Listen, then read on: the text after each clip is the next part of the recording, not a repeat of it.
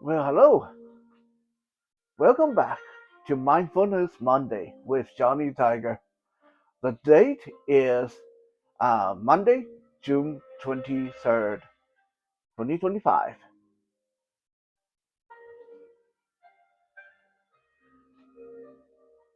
More and more, I hear people say, "Hey, Johnny, you're like the most patient person I've ever met." Johnny, do you ever get angry? Or people say, "You're like so gentle and mellow." And then some people will say, "Hey, I can't tell if you're ever offended or if you disagree with me because you tend to just nod and smile." But did you know that Johnny Tiger wasn't always this way? In my teenage years and my early 20s, to quote my own mother, my my mom liked to tell people, "Don't think that he's always this way. Johnny used to be very, very touchy, very prickly. He was a self righteous asshole in his younger days." And I really was. In my younger days, I was filled with self confidence. I was cocky, I was arrogant. It's my way or the highway because I know I'm right. But if I'm right, then you are wrong. Right is right, wrong is wrong. I don't give a damn how you feel. If you don't like it, fight me. If you beat me in a fight, then we'll talk about it. That's kind of my mentality all the way until in my early 30s. I made a lot of enemies. I lost a lot of friends and lost a lot of job opportunities and wasted a lot of time just thrashing around in my own greatness, blinded by my own halo. I mean, isn't that ironic? A blind guy, double blinded, right? Because of how awesome he was. And now, in my 40s, I'm mellow, I'm laid back. Whatever you want, it's fine. Whatever you say, it's cool. You want to tell me the sun rises in the north? Cool, fine. Oh yeah, I didn't know that. Thanks for telling me. You want to tell me the earth is square and not round?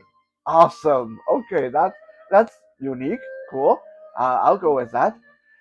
You want to tell me that China is going to take over the world tomorrow? Oh, well, awesome, fine. Uh, that's great. I guess I better bone up on my Mandarin. You want to tell me that white people are going to take over the world tomorrow? Yeah, sure, cool. I like white people. That's fine. Like I'm like so mellow and malleable these days. I as far as I know, okay, like maybe I don't know. As far as I know, I don't have a single enemy in my life. Uh, of course, I still lose friends to death and disease and circumstances, but no, I have not lost a friend due to argument or stuff like that for years.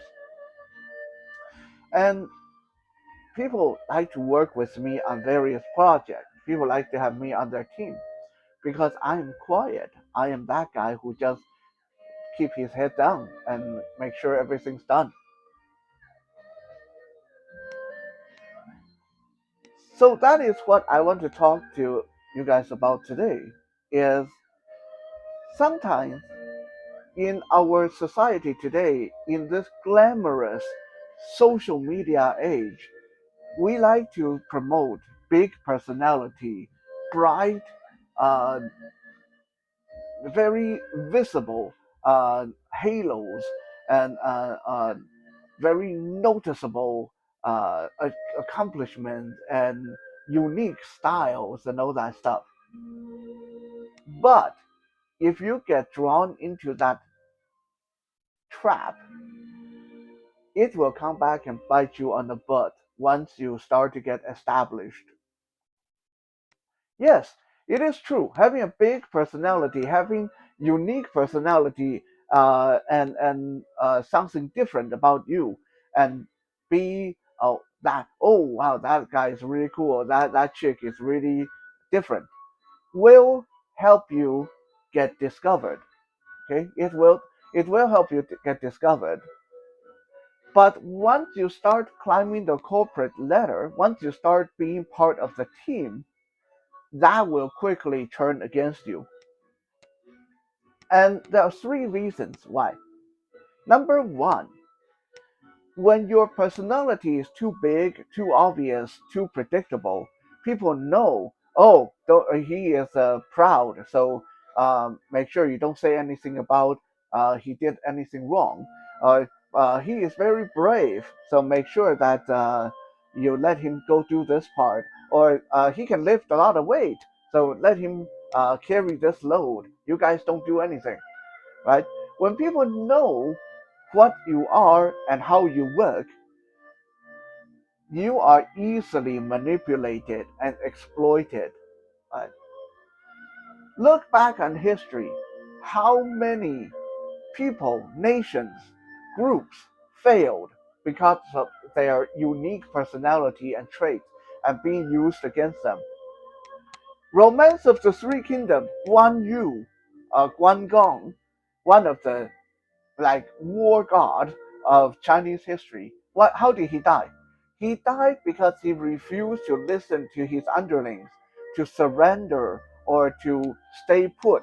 He was so prideful that he believed that he could handle the situation, and he rode out into danger despite being surrounded and being wounded himself already, and he got killed. Right? Lu Bu or Lu Bu, again from the Romance of the Three Kingdoms, the best warrior in the entire Three Kingdoms. How did he get killed? Again, too confident of his own ability, he discarded all the other people's suggestions, and uh, he didn't pay attention to the people that were working for him. And finally, they turned against him, tied him up when he was sleeping, and turned him into his enemy.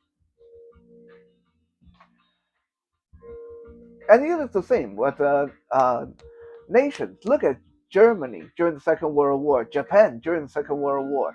If they didn't have such obvious personality flaws, they have obvious traits, they wouldn't have lost the way they did. Right? If Japan wasn't so stubborn and prideful and refused to surrender, they wouldn't have gotten the atomic bomb dropped on them. If Germany didn't go and attack Russia, they wouldn't have lost the war. There's more throughout history, whether in mythology or true history. But again and again, what we see is the strong, bold, big personalities failed, but the weak, bland, boring ones survived. And that leads to the second reason why it's good to be boring, why it's good to be low key, why it's good to be humble and bland. It's because the boring ones, the bland ones, will adapt, while the ones with my way or no way attitude will not adapt to new situations. Again, let's look at prehistoric examples. Dinosaurs, right? Super badass. You don't get more badass and more unique than dinosaurs.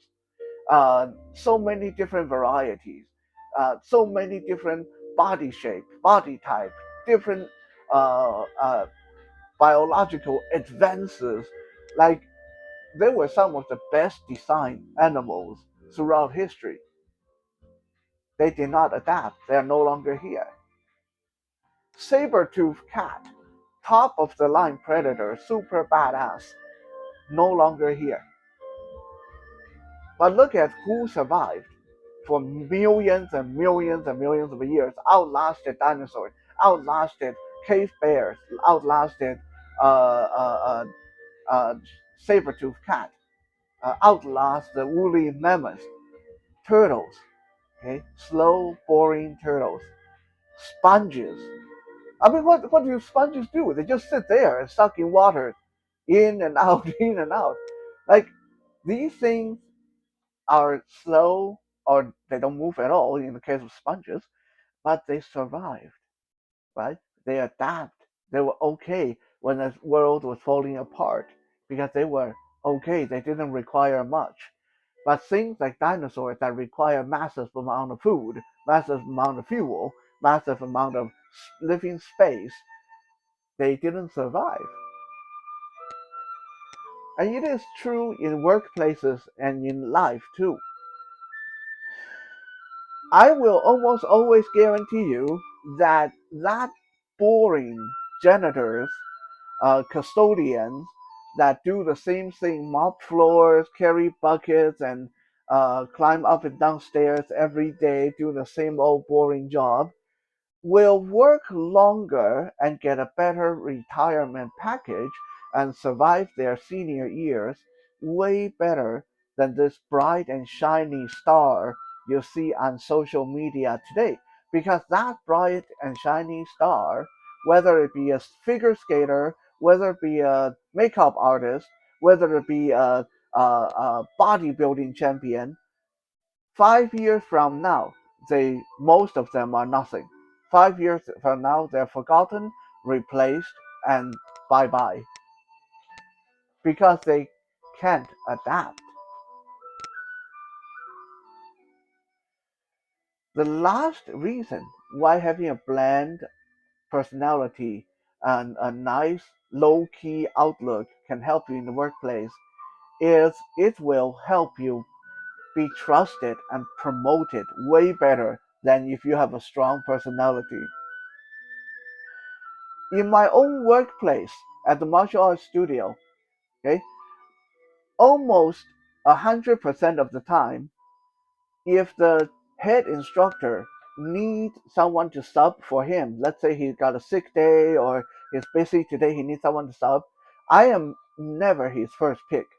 Okay, he always pick the most generic, the most boring guy that is going to stick to everybody just go grab the pad and we'll hit the pad for an hour and let's go home. Why? Because that guy is not going to change the script. He can trust the class will pick up when he returned, when the head instructor returned 2 weeks from now or 2 months from now, everyone will still be the same, right? They'll still be his student. They'll only know the stuff he teaches them, and they are not going to pick up new techniques and new things that he not prepared for. If he put me in charge, I have my own system. I have my own philosophy. I have I've been an instructor for a long time. I have my own ways of teaching. So here he is. He's teaching everybody, okay, we're going to punch each other in the stomach and bash each other on the arm to toughen each other up. This is how you condition your body. And then I come in and I said, well, why don't you guys just learn how to duck? Why don't you just move your body this way and you won't get hit at all? Or why don't you deflect this way and it won't hurt at all? 2 weeks later, he come back. They're not his student anymore. They're not. They're going to pick up stuff that he has not taught them. And we have had this conversation many times. The head instructor and myself. He's like, Johnny, stop teaching them stuff that I am not teaching them. I'm like, well, I'm sorry. I'm just teaching them what makes sense. So this is why I am not his first pick in class. If he needs someone to sub for him, even in my own group, right? The who do I who would be my favorite student? Who would I leave the class to if I need someone to look after the class? It's not going to be that guy who's full of new ideas, I tell you, because that guy who's full of new ideas, who got big ego, big personality, I don't know what he's going to get into when I'm not watching.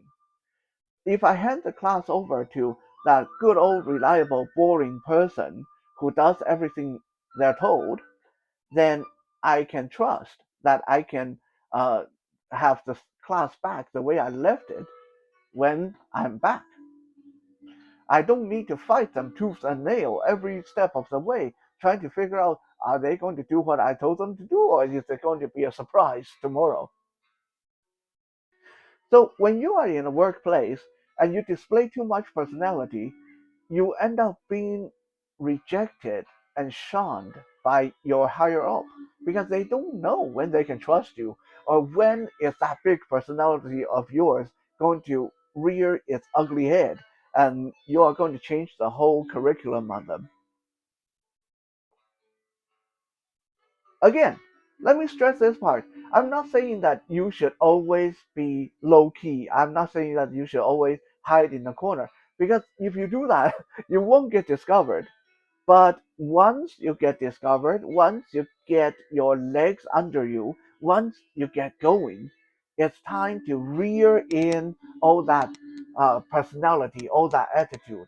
Okay, be like a turtle. Be nice and boring and slow and simple, and keep it to yourself. Keep your personality to yourself, and you will find that life and work in general will be so much better for you. I hope that this episode will help some of you out because it took me, honestly, till my 30s to learn this lesson. Thank you for checking out to this episode, and I'll be back again tomorrow, hopefully, for some uh, music or some other Johnny Tiger goodies. For now, have a good night.